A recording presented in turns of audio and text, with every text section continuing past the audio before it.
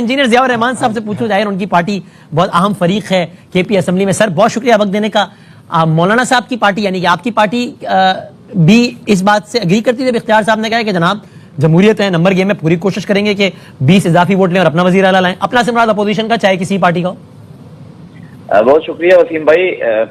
देखिए, आपको मालूम है मैं आपके प्रोग्राम में बड़े तवातुर के साथ केपी की हुकूमत की परफॉर्मेंस के हवाले से जमीयत उलमा इस्लाम का मौक़िफ़ हमेशा पेश करता रहा हूँ। और मैंने आपके इस प्रोग्राम में भी और वैसे भी हमेशा ये बात की थी कि जमीयत उलमा इस्लाम ये इस हुकूमत की गवर्नेंस से जो इस वक्त सूबे में जो बदअमनी है उस हवाले से, बदउनवानी के हवाले से, करप्शन के हवाले से, ये हमेशा हमने आवाज उठाई और ये हमारा मुतालबा था।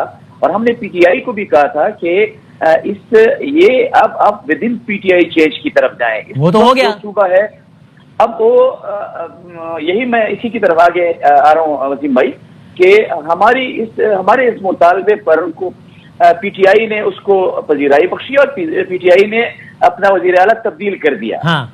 अब चूंकि ये हमने इनको कहा था कि आप विद इन पीटीआई चेंज की तरफ जाएं। हाँ। और इस वक्त पोजीशन भी वही है, सही है कि इन्होंने खुद अपना वजीर आला तब्दील किया है। हाँ। और वो उन्होंने अपना वजीर आला जो है वो नामजद भी कर दिया है। तो ये इनके पार्टी का इंटरनल एक मैटर है।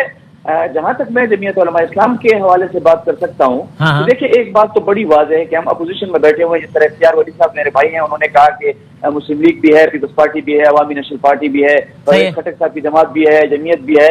हम अपोजिशन में बैठे हुए हैं और हमने पहले भी जब वज़ीर आला के सीधा बताया ना, इसीलिए मैंने इख्तियार भाई से डायरेक्ट सवाल किया। 20 नंबर आपको और चाहिए, वो लेने की कोशिश करेंगे ताकि अपना बंदा लाएं, या आप कहेंगे भाईजान आपके नंबर पूरे आप ले आए यार, ठीक है हम नहीं कर रहे, हम अपोजिशन में बैठेंगे। हम इस हवाले से मैं बिल्कुल उसी बयान पर हूँ कि जो आजम नज़ीर तारक साहब का आपने कोट किया है। अच्छा। कि अभी इस हवाले से हमारे पार्टी के सतह पर या अपोजिशन की सतह पर ऐसी कोई बात ज़ेरे गौर ही नहीं आई। तो फिर इस हवाले से जिस तरह आजम नज़ीर तारक साहब ने कहा था, मैं भी उन्हीं वसीम भाई, मैं अगर की बुनियाद पर क्यों जवाब दूं जब मेरे सामने ऐसी कोई सूरत हाल मौजूद ही नहीं।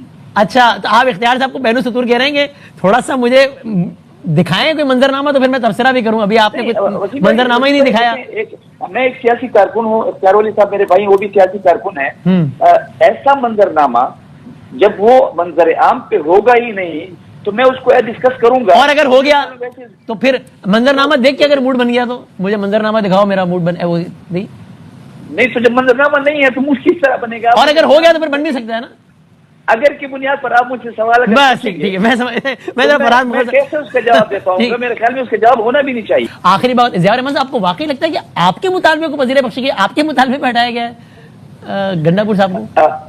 देखिए वसीम भाई, हमारे मुतालबे पे हमारा मुतालबा कोई जाती तो था नहीं। सही। हमने तो जेन्युइन एक बात की थी जो अभी इख्तियार वली साहब भी कह रहे हैं कि हमारा सूबा बदअमनी का इस हद तक शिकार था कि हमारे साबिक वज़ीर आला साहब इस वक्त जो बस कुछ लम्हों के मेहमान हैं, वो जिस जिले से ताल्लुक रखते हैं, जिससे मेरे भाई जो है छोटे फराज मुगल साहब भी ताल्लुक रखते हैं, जी, उनका अपना शहर डेरा इस्माइल खान इस हद तक बदअमनी का शिकार था जी। वो तो बड़ा के बाद यहाँ पर लोग जो है वो ज़िया साहब, आखिरी सवाल बस मैं आपको कोई शक नहीं है ना इसमें कि सोहेल आफरीदी नए वज़ीर आला होंगे?